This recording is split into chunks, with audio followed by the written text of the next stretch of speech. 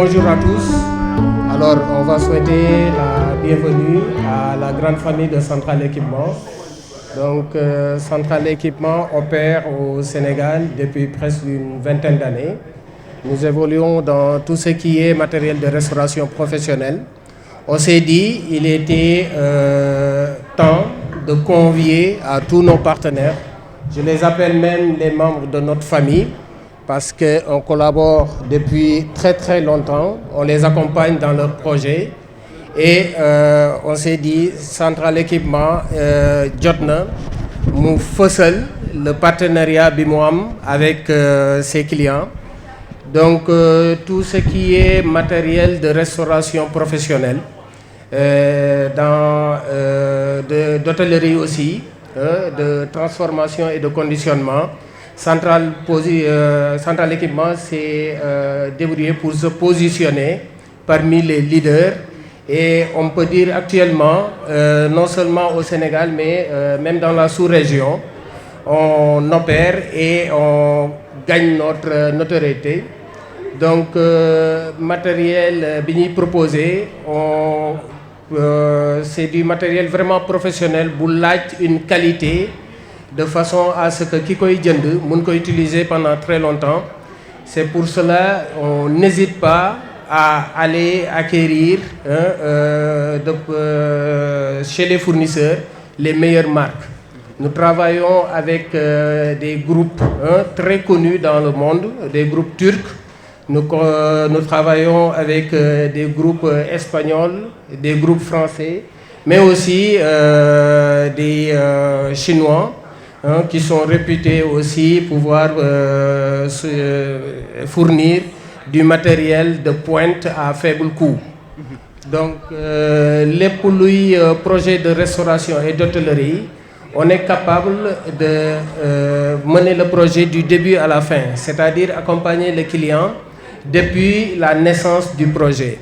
On accompagne ko sur le dimensionnement du matériel, par exemple lan la war a wut comme matériel et tout ça, salle bi mu koy def naka la war a configurer woo, tout ce qui est attente de connexion et tout ça naka lañ koy defee. Et notre challenge mooy bu ñuy accompagner nit faire de sorte que bañ ko jaay produit kese. Moi je dis tout la marque de Central, c'est au lieu de vendre des produits, nous ce qu'on vend c'est des services. Donc en dehors du produit qu'on vous vend, on vous vend tout un service. Dañ lay accompagner et toute cette phase d'accompagnement est totalement gratuite chez nous. Donc côté bu loolu yëpp dañ la siy accompagner ñun li ñu seqat yow si jëndat jaay bi dinañ ko def ba mu mat, mais li ñu la mën a jàppale mooy accompagner dans tout ce qui est la phase étude technique.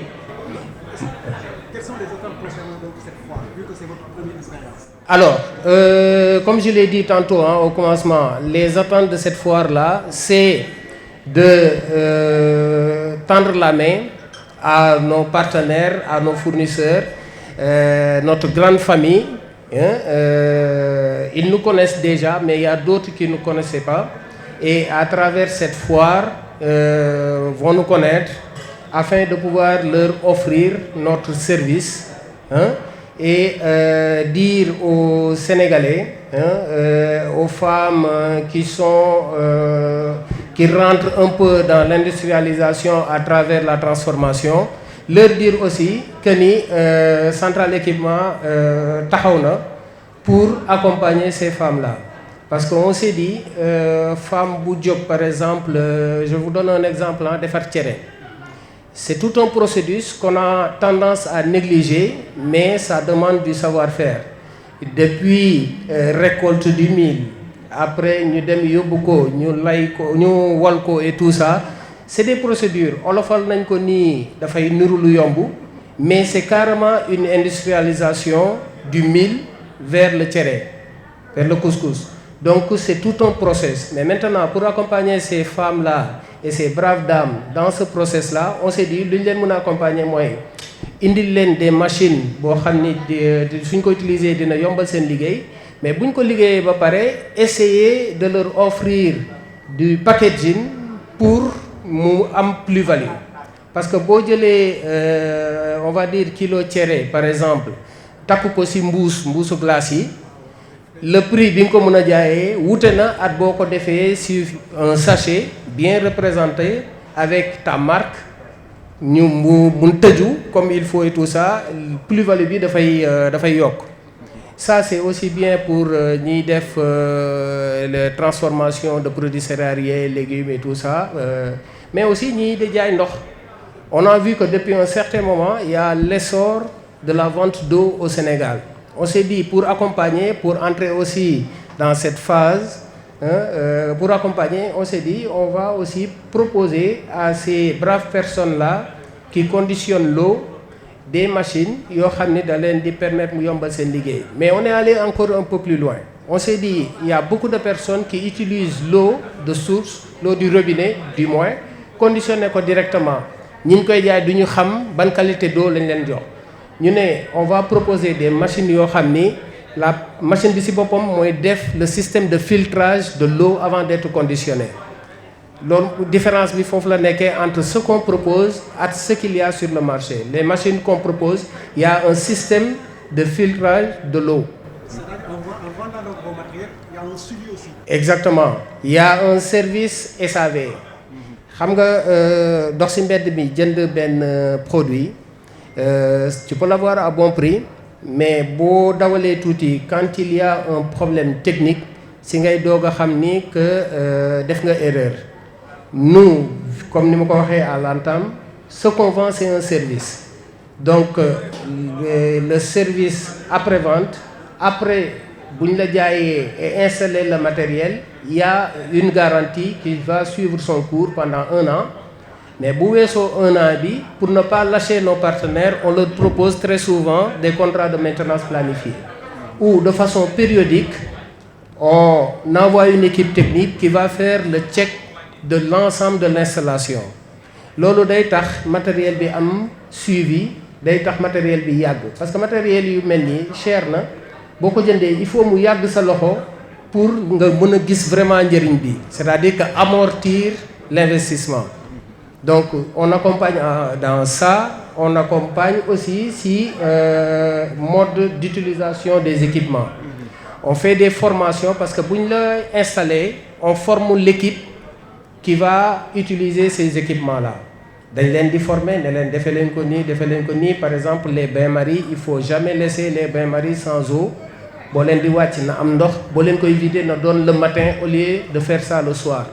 À risque de bu ñu bains-maries yi tàkkee ñu fàtte ko mu taal ko bàyyi ko noonu mu fanaante amul ndox, les résistances dañuy dagg te résistance yi bu ñu daggee ça va coûter presque le coût de la machine. Donc ces accompagnements-là yooyu la ñuy def ak nos clients. Une dernière question. D'accord. Il y a une fulgurance de femmes fii nii. dafa mel ne ngeen jox responsabilité jigéen ñi fii. Waaw bon c'est à l'image du pays c'est à l'image du pays. On a vu que entreprise boo dugg ça se passe comme ça. Maintenant de plus en plus booy xëy le matin tu vois plus de femmes que d'hommes. C'est un peu désolant mais aussi ça fait plaisir. Ça fait plaisir parce que ça rend à la femme la place qu'elle mérite. C'est des femmes en général ñoom ñooy entreprendre et bu ñu songee dara vraiment dañ koy jox àq ba ci war. Donc nous on a fait l'option que on va dire 70% du personnel et même plus sont des femmes. Donc lépp lu central équipement di def ñu koy dégg un peu partout dans la sous-région parce qu'on est présent partout. On a des projets qu'on mène partout dans la sous-région. liggéey boobu yëpp il y a derrière une équipe de femmes yoo xam ni hier par exemple elles étaient là jusqu'à 20h passé 22h et saa yu su ko laajee elles se sacrifient. Et à ces braves dames-là, il faut leur rendre hommage. Je vous rends hommage aux dames de Central Équipement. Et vous dis bonne continuation. Affaire bi, c'est nous dans nous. Et si nous tenons bon, on va faire de belles choses.